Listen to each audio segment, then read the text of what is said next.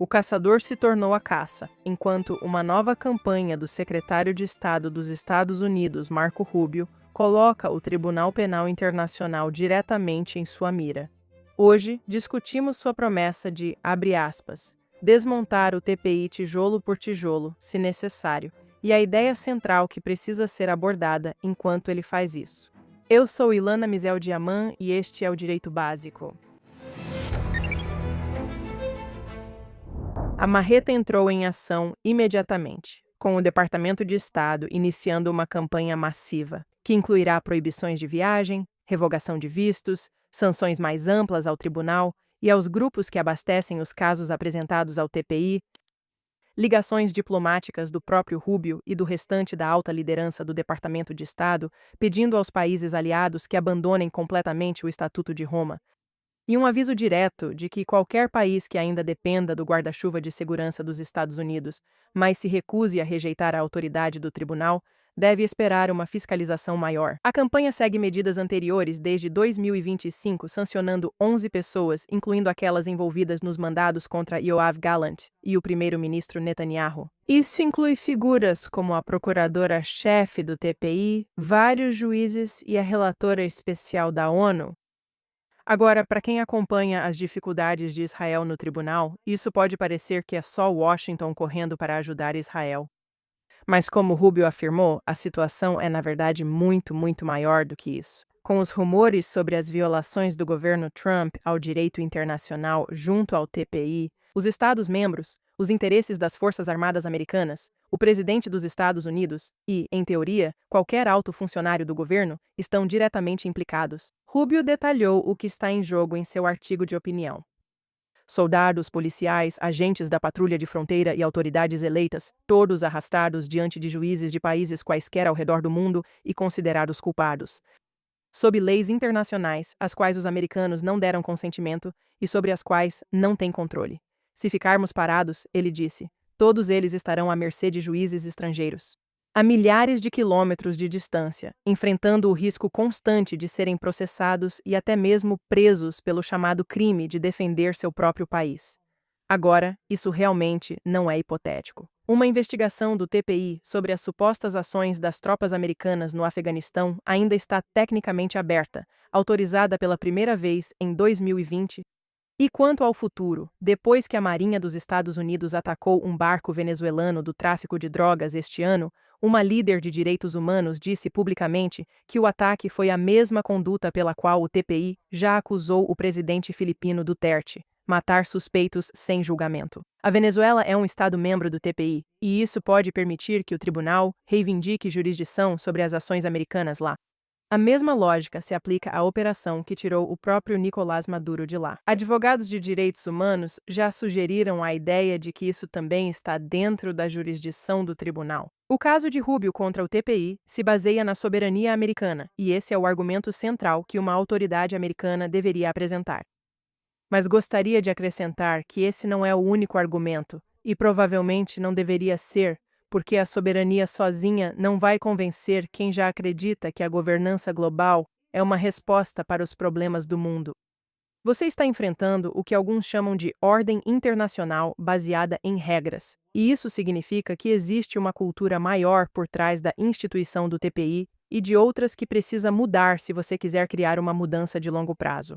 É uma cultura que acredita na justeza e na justiça dessas instituições, que vê os julgamentos de Nuremberg como um corretivo histórico e catártico. Após o Holocausto e, por exemplo, hoje na Europa, consideram o nacionalismo como o culpado pelas guerras mundiais, enquanto a governança global é vista como a solução. Então, esse não é um esforço simples que o Sr. Rubio está assumindo, e eu acho que provavelmente há muito trabalho de persuasão envolvido além do uso de ferramentas diplomáticas mais duras. E os Estados Unidos nunca ratificaram sua participação no TPI e Israel também não, mas Canadá, Itália, Reino Unido, França e outros ratificaram. E, na verdade, esses países têm juízes no tribunal neste momento. Então você precisa ser capaz de mostrar que o mundo realmente é um lugar melhor, um lugar mais justo sem o TPI. E você precisa ter uma boa resposta para a pergunta mais difícil que alguém vai te fazer, que é: bem, Se não for o TPI, o que acontece da próxima vez que o mundo precisar parar outro Milosevic? Essa pergunta merece um episódio só para ela, ou vários, e nós vamos chegar lá. Mas hoje eu quero apresentar um argumento mais restrito, ainda assim importante, que não exige que você resolva esse problema primeiro.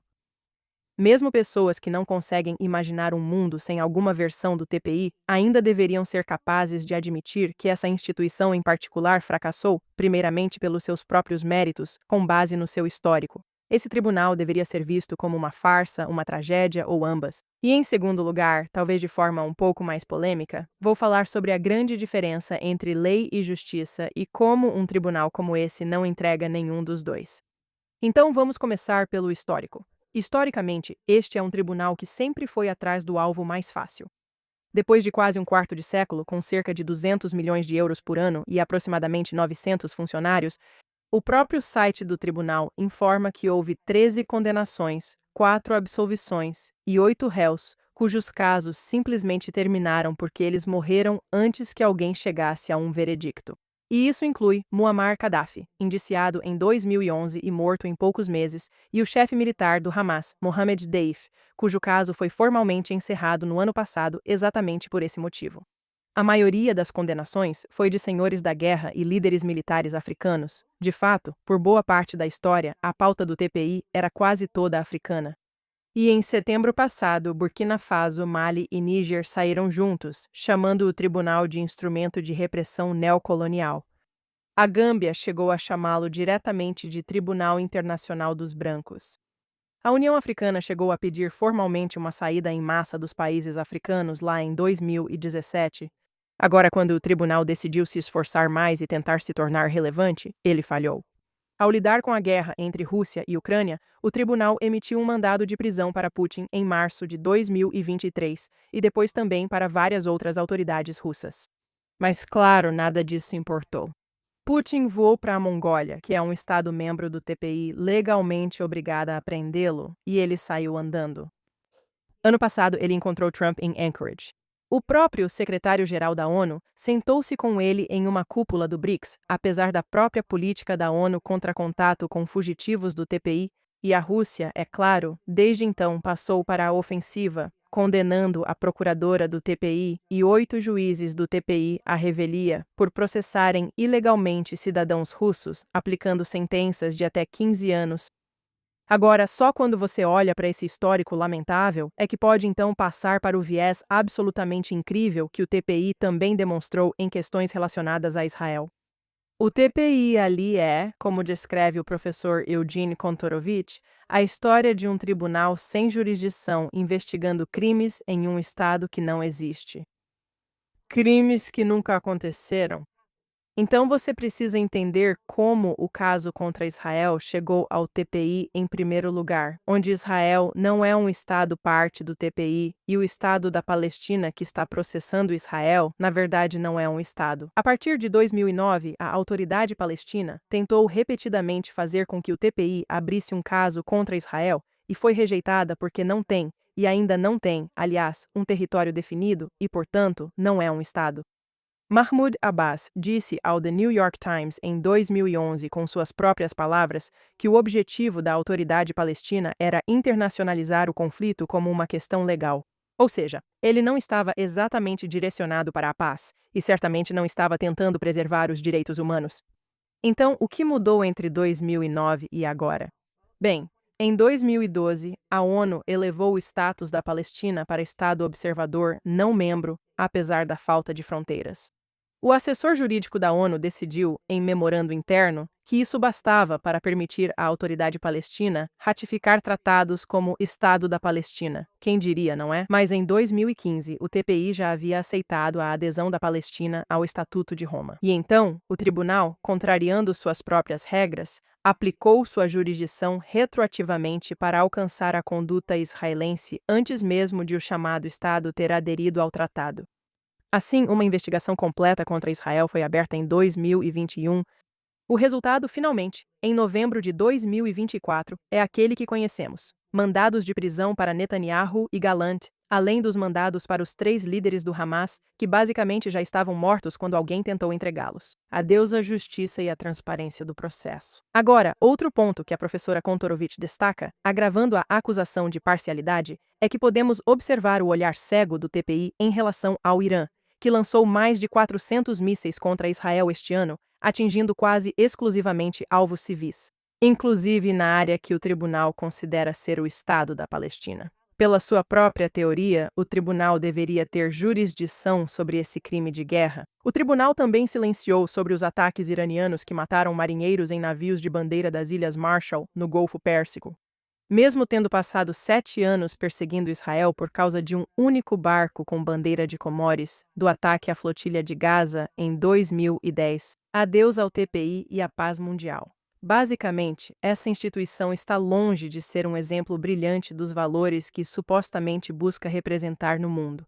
E isso é antes de abordarmos o caso polêmico do promotor-chefe. O próprio promotor, Karim Khan, agora está suspenso e provavelmente será demitido após o que parece ter sido uma conduta sexual inadequada com uma subordinada. Transmitindo de Jerusalém, quero trazer também uma perspectiva israelense sobre isso. Israel, é claro, sempre teve uma saudável desconfiança em relação ao viés do TPI desde a sua fundação e uma relação complicada com instituições internacionais em geral. Elas são vistas como fóruns importantes, mas essa visão é fortemente marcada por um ceticismo bem fundamentado em relação ao viés de sua composição. E a influência desproporcional de ONGs radicais anti-ocidentais e anti-Israel, que geram narrativas ideológicas falsas, demonizando o Estado judeu. Por isso, não é de se surpreender que uma pesquisa da Pew, de 2025, tenha constatado que 8 em cada 10 israelenses veem a ONU de forma desfavorável. Claramente. Essa foi a avaliação mais negativa que a Pew encontrou entre os 25 países pesquisados, muito abaixo até mesmo dos Estados Unidos. Acredito que, numa pesquisa, o TPI teria avaliação ainda pior. Isso nos remete à questão das ideias, onde quero citar Israel como exemplo. Certo, então quais são algumas das premissas culturais subjacentes ao TPI que precisam ser abordadas? Para construir um consenso mais amplo em torno, entre aspas, do desmantelamento dessa instituição e garantir que ela simplesmente não seja recriada no futuro? Nós não queremos nenhum tipo de governança global? O que faz com que uma versão disso seja aceitável e produtiva, enquanto outra é problemática? Veja, há muita coisa para abordar aqui, mas existe um equívoco central que, na minha opinião, é fundamental para essa discussão, que é a confusão entre lei e justiça, algo essencial para pensarmos sobre a legitimidade de qualquer uma dessas instituições. Veja, justiça e lei não são e nunca foram a mesma coisa. Justiça é um ideal moral, e a lei é criada como uma ferramenta de ordem social e como uma expressão do consentimento dos governados. Uma lei pode ser justa ou injusta, e seus resultados podem ser justos ou injustos quando aplicados a indivíduos. Uma maneira de limitar a desconexão entre lei e justiça é focando no processo, na transparência, previsibilidade e aplicação igualitária. O TPI falha em cada um desses critérios. E quando você retira o processo, as regras de jurisdição, o fórum neutro, a transparência, a previsibilidade, o que resta é apenas a opinião de alguém e o som do martelo do juiz. Agora, o sentimento popular em Israel percebe essa desconexão quando se trata do histórico atroz da ONU, do CIJ e do TPI. Mas no que diz respeito à vida intelectual israelense, que reflete muito mais de perto a cultura da academia americana e europeia, na verdade sempre houve uma visão muito rígida e formalista do direito internacional e das instituições que supostamente o representam. Vou além e digo que isso acontece tanto no contexto doméstico quanto no internacional. O simples fato de um juiz, na condição de magistrado, emitir uma ordem ou um parecer já lhe confere legitimidade prima facie, repetidas vezes no campo jurídico israelense. Portanto, o ceticismo em relação a essas instituições e a forma como elas realmente representam os valores que afirmam defender existe dentro do campo jurídico, mas em uma escala muito menor do que no restante da sociedade israelense. A Suprema Corte de Israel incorporou por décadas o direito internacional em decisões nacionais sobre ajuda humanitária a Gaza, regras de engajamento e legalidade dos assentamentos.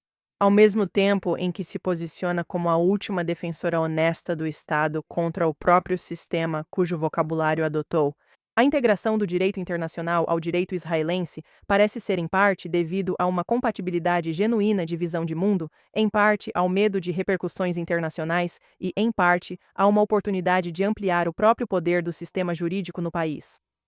Mas também existe aquela ideia mais básica e equivocada em jogo de que as instituições jurídicas têm o monopólio de compreender e administrar a justiça. Poucas coisas articulam essa confusão melhor para mim do que a opinião inicial do juiz Aharon Barak na CIJ em 2024. Em sua opinião, o juiz Barak, atuando como juiz ad hoc de Israel, teve todas as oportunidades de fazer o que o juiz de Uganda fez no caso, que foi decidir que toda a queixa, alegando que Israel estava cometendo genocídio em Gaza, estava fora da jurisdição do tribunal. Uma disputa política disfarçada de questão jurídica, não adequada para resolução judicial de forma alguma. Barak não escolheu essa opção. Ele votou com a maioria em 2 das 6 medidas e contra outras 4, e escreveu que seu guia durante todo o processo não foi o governo dele, mas algo acima dele. Fui nomeada por Israel, escreveu ele, não sou uma agente de Israel. Ele continuou dizendo que sua única bússola era a busca pela moralidade, pela verdade e pela justiça. Agora, em outras palavras, para ele, mesmo sem jurisdição real sobre a guerra de sobrevivência de uma nação soberana, o tribunal ainda era um fórum legítimo para emitir veredictos morais sobre a guerra. E, na visão dele, é o juiz quem pode decidir sobre essas questões porque só ele possui uma sensibilidade moral única. Eu não quero menosprezar a busca fundamental pela justiça, nem o desejo de equidade ou a necessidade de que o bem vença o mal. Mas o salto desse desejo compartilhado para querer um tribunal mundial, ou nesse caso, um tribunal forte no âmbito nacional, onde as regras do jogo político são flexíveis demais, é um salto grande demais para se dar. As pessoas continuam querendo um tribunal acima da política comum para impor uma justiça que pareça limpa e definitiva e intocada pelo interesse próprio. Um painel com as melhores mentes jurídicas do mundo decidindo o certo e o errado em nome da humanidade, acima do negócio sujo das fronteiras e das eleições. Mas toda versão dessa ideia construída até agora fracassa sempre da mesma forma. A distância das consequências produz distância da responsabilidade. Claro, a última pergunta que resta em tudo isso é: os Estados Unidos realmente vão cumprir sua promessa de desmantelamento? E como isso funciona na prática? Veja, os Estados Unidos têm entrado e saído de instituições internacionais desde o primeiro mandato de Trump. E embora nunca tenha sido membro do tribunal, pelo menos algumas das medidas implementadas, sem dúvida, acabarão sendo suspensas se a campanha não for bem-sucedida até o final deste mandato presidencial. Lembre-se de que Trump retirou os Estados Unidos da Organização Mundial da Saúde e Biden fez os Estados Unidos voltarem à organização. Trump retirou os Estados Unidos do Acordo de Paris, Biden voltou a aderir, Trump retirou os Estados Unidos do Conselho de Direitos Humanos da ONU em 2018 e Biden também voltou a participar. Trump, claro, ao iniciar seu segundo mandato, retirou os Estados Unidos desses fóruns novamente. O que pode garantir que essa decisão seja mantida agora? Esse é um desafio para o Departamento de Estado, incluindo, espero, alguns dos argumentos que discutimos hoje. Acredito que a maioria dos israelenses passará por essa situação.